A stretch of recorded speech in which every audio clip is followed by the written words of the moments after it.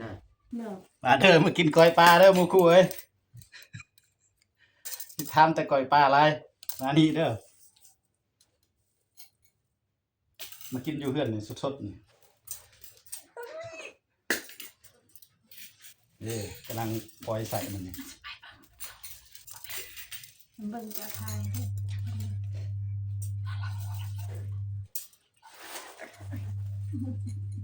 โอ้บ่อยากเห็นหุ่งพี่น้อง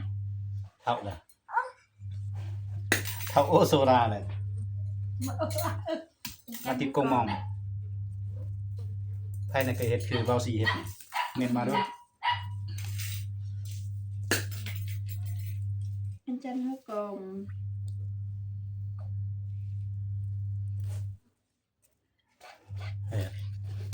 คนมันสนับสนุนไลฟ์แต่ไม่เฮ็ดนี่แบ่งเวียกแบ่งงานแบ่งความรับผิดชอบ คือเนาะ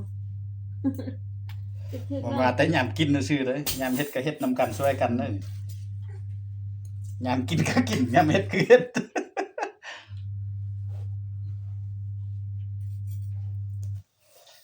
น้อยติดแบบง่ายๆโอ้ยติดที่โพดเปลืองกงเปลืองเงินงบประมาณเศรษฐกิจช่วงนี้บ่อยากดีปานใดพี่น้องเอ้ยบ่มีผู้สนับสนุนนี่ เนี่ยยายยัด วันอาทิตย์ไผอยากได้ปลาเม่นมาเด้ออยากได้จักโลสั่งมาวันอาทิตย์ตอนเสาร์วันอาทิตย์สั่งก่อนแต่มื้อนี้รถมื้ออื่นลงบ่ได้ลง4มื้อแล้วนี่เนื่องจากว่าเขาบ่ให้ผ่านคิดเขา เอามาพี่ นี่แหละสิสู้มองก่อนกันบ่มาสู้มุดซวยนี่